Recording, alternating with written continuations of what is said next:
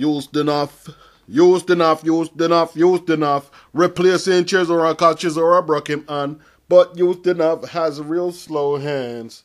Way too slow for mess up Fury's plans. David Haye has been less than complimentary to Tyson Fury in the knowledge that Derek Chisora pulled out of their bout, because Tyson Fury gave David Haye a lot of stick, even after the first postponement. So it's not like he waited for the two postponements and he was really disappointed. No, after the first one, he was giving Haye a lot of stick. And I think it's got to Haye a bit. So Haye doesn't have much sympathy for him, and Haye says that Fury doesn't deserve to be a millionaire. You could say a bit harsh, but, you know, Fury is not ingratiating. I'm not sure if he's selling himself. I think he's doing himself damage, because there are certain pockets of the press that just don't like this guy. And, you know, where the press goes, a lot of the TV networks and a lot of the organizations and commissions go. Not to forget to mention that advertising revenue. You're not going to attract advertisement revenue with them tirades against your opponents, against the press, against the public. Not a good idea. So I'm not saying you have to keep in favor, but once in a while you can have a little outburst. But he seems to have one every fight. Before every fight, we seem to see some kind of outburst from Fury. You know, even when he's not fighting, you hear him going off on Lennox Lewis. And, you know, Lewis is a great champion. Not everybody thinks so, but he's got enough resume and support behind him to validate you calling Lennox Lewis a great fighter. But Fury just went off on Lennox, and it's ridiculous. And I can see where David Haye is going with that. I can see where. And Haye says a few more things, and he has some valid points, and then again he doesn't have valid points. He keeps saying that Fury is overinflating himself like he's already arrived. But at the same time, you can't say that when you've postponed 2 fights on him. And Derek, who's been on a 4-fight win streak last year, won the European title, he pulls out on him too. Haye did have a great point though. Fury was in a position where he could have bid, and he would have got the fight with Pulev, and that would have been an eliminator for Vladimir Klitschko's title. If he had took that and won that, he's got a direct line to the champion. As far as I know, Fury might have had to travel to Bulgaria or somewhere in Eastern Europe. I'm not sure if Bulgaria has, you know, the kind of boxing venues to host such an event. But he would have probably had to travel to somewhere in Germany, and maybe he didn't fancy it, you know. And Haye says a few more things, and he has some valid points, and then again he doesn't have valid points.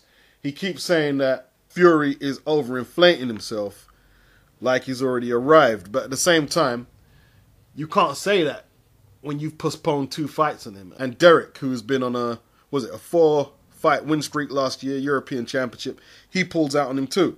Haye did have a great point though. Fury was in a position where he could have bid, and he would have got the fight with Pulev, and that would have been an eliminator for Vladimir Klitschko's title. If he had took that and won that, as far as I know, Fury might have had to travel to Bulgaria or somewhere in Eastern Europe. I'm not sure if Bulgaria has, you know, the kind of boxing venues to host such an event. But he would have probably had to travel to somewhere in Germany, and maybe he didn't fancy it, you know. Say what you want to about Vlad and Vitaly, whether they're ATGs or not. But one thing about them, you know, I mean, they're not squeaky clean, you know, there are a few drug allegations there. You know, we knew Vitaly, as a kickboxer, took them, and I'm not sure if he stopped taking them straight after he was discovered taking them as a kickboxer. I'm not sure. But that aside, you know, they behave impeccably. And after what happened in Germany, in Munich, with Chisora slapping Vitaly and spitting the water in Vlad's face, and then you had the big brawl with David Haye, I don't think they're too keen to negotiate with somebody like Fury right now. I don't think they want all that hoopla. I don't think they want all that, you know. So he's not doing himself any favours. He's not doing himself any favours at all. You've got to play the game a little. Like, I've heard people compare Fury's antics to Muhammad Ali. Please don't. If you can name me the one time when you heard Muhammad Ali say a curse word in anger, tell me. I'd like to know. I'd like you to bring the video to me, and I'll retract what I said. don't compare that guy to Muhammad Ali. Muhammad Ali, you know, he did overdo it with Joe Frazier. He did overdo it. But it was way more tongue-in-cheek. And he wasn't calling his opponents faggots and F you and bitch and this and that. And he wasn't doing that. He wasn't doing that.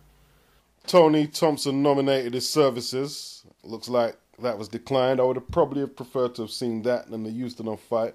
But I understand why they wouldn't take on such a seasoned campaigner at short notice like that. You know, it's not cherry picking. That's not bottling out. That's just, you know, probably the logical thing to do. Now, what I'm going to say next is unsubstantiated, but apparently Fury supporters who are from the traveling community were allegedly sending David Haye threatening messages that if he won, they were going to do this and they were going to do that, and it was apparently non-stop. And some people reason that's why David Haye pulled out of both bouts, or at least one of the bouts. And now Derek Chisora pulls out, so that's 3 postponements in less than a year and a half. Are they really that scared of Tyson Fury? Maybe. But, you know, some people will say there's smoke there. And I think there's certain things about Tyson Fury that is not ingratiating him to the hierarchy in the game. And that's all I can say on that for now. Ustinov, you know, too slow, way too slow. If Fury gets decked and struggles with this guy here, then, you know, it's a bad sign, because he's a big old unit, as the Cockneys would say. A big unit is Ustinov. But Fury should either outpoint him easily or take him out, you know. The big guy, so if he just outpoints him comfortably, that's all good. You know. He has to keep his head, you know, he has to keep his wits about him and not let the turn of events this week affect his performance. And we'll see how he does. Peace. It's a no-brainer. I actually did a prediction on Chisora versus Fury before the fight got cancelled, and I'm not wasting it. So if you want to hear my breakdown and my prediction, here it is. Tyson Fury must not allow his pre-fight talk to set a precedent of him fighting a macho fight. He has way too long a reach and height advantage to give all that up. This is some macho nonsense. This is boxing right now. This ain't no bare knuckle fight. It's not no pub scrap. This is boxing. Tyson must work behind that jab. Bring the right hand into play over the top of Derek's punches, because he's much taller. When Derek gets in too close, Tyson must smother him on the rope, smother him, lean that considerable bulk on Derek and wear him down if possible. Good tactics for Tyson. Timing Derek's leads, jabs and hooks, and countering him. And he'll have to fight Derek off too at stages. He'll have no option, because Derek is going to bring an intense campaign of warfare. Derek must cut the left-hand side of the ring off. He wants to reduce Tyson just to throwing that jab. If Derek lets Tyson play both sides of the perimeter on the left-hand side of the ring, he's going to get cracked with them right hands hard. Even when Derek thinks he's out of range, he's got to be thinking defense. The taller man, Tyson, if he's allowed to position himself and adjust himself to see where's the best place he can place his punches, then it's going to be an uphill battle for Derek. So when Derek's out of range, he himself needs to stay moving. He needs to keep his chin low, bobbing and weaving. When Derek comes inside, he needs to snap the jab, even if it's not going to land flush, because obviously Tyson is going to win the battle of the jabs, and there's no way around it. Derek is going to get outboxed for lengthy periods at times. We know that. We've seen the first fight. But Derek has to snap the jab when he comes inside, you know, because Tyson's going to try and time his punches. So we don't want to see none of them sloppy overhand rights, what Derek threw against David Haye and got countered and floored for the first time in his career. We don't want to see them punches there.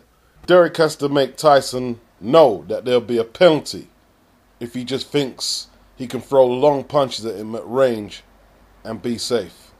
If Tyson wants to fight Derek like, you know, he's insinuating at the press conferences and wants to trade hooks with Derek, who has the better center of gravity, that could play into Derek's hands as well. Tyson's too long to be throwing them kind of shots. Derek's best punches are of the swinging hook variation. That could play into Derek's favour. You know, Tyson giving up his height, stupidly, could get caught with something. If Derek can feint Fury and make Fury throw a punch that he's not committed to, he can counter over the top with the left hook. The type of left hook that got Fury in trouble in the first fight and hurt pretty badly, you know. Derek wants to finish his combinations with the hook, you know. Like I said, cut off that left-hand side of the ring. Force Tyson to the right-hand side of the ring if you can. And when you're chasing him, throw them hooks. Nothing to lose. Nothing to lose. Throw a few leaping hooks. Work the body. Come up top. Up, down, up. Whatever. Whatever works. When Tyson tries to lean on and smother Derek inside, that will be one of the opportunities where you're close enough to him that you can throw an uppercut through the middle and try and catch him that way. Tyson's tactics are a little easier because he has a big reach and he has to use it and use the ring. Yes, there'll be stages he has to brawl, but he really needs to use the ring with the size he has. If he wants to claim himself as this genuine world title contender or a future champion, he has to be able to know how to use the ring with the size he has, or it makes no sense. You know, it's all going to blow up in his face. Tyson, with the size and reach advantage, is the guy who will be afforded to make mistakes and then make the adjustments on average more than Derek can, because Tyson can throw the odd lazy jab and drop his hand after jabbing, and Derek can counter and probably miss because of the size differential. Derek can't afford to make as much mistakes as Tyson. Derek's training camp is key. Derek needs to have a really good training camp. He needs to come in great shape. He needs to be focused on his tactics. Tyson Fury, he needs to be in great shape. But because of the size and ability, he has a lot of ability. If he sticks to his game plan, it will be an easier fight to execute for Tyson Fury than it will be for Derek. And it's a hard fight to call, but that's what you open up the video to hear. You wanted to hear me call it. And I don't see what Derek can do to reverse the first decision, which Tyson got. I don't see there's much he can do. I think if there's a KO, Derek Chisora will score it. But the more likely outcome, and my prediction, is Tyson on points. It's going to be a hard fight. I don't think it'd be a wide margin. There could be a surprise in this fight where Tyson actually finds Derek hard to actually catch and hard to reach. If Derek is smart, he would work on some ambush tactics, which could work good against a fighter of Tyson's size, you know, and let Tyson come after him. Let Tyson overextend himself. Derek needs to make himself a small target at times. Let Tyson overextend himself in his punches and counter. Tyson's already seen what Derek can do. If he follows the same game plan, but he's just in better shape, it will be a hard fight for Tyson, but I still favour Tyson to win it. Caveman style brawling alone is not going to be able to do it. If he doesn't have the guile, it doesn't matter how he does it. If he doesn't have the guile to at least attempt to make Tyson forfeit his reach and height advantages, then he'll be reduced to trying to land one big punch to turn around a lengthy points deficit on the scorecards.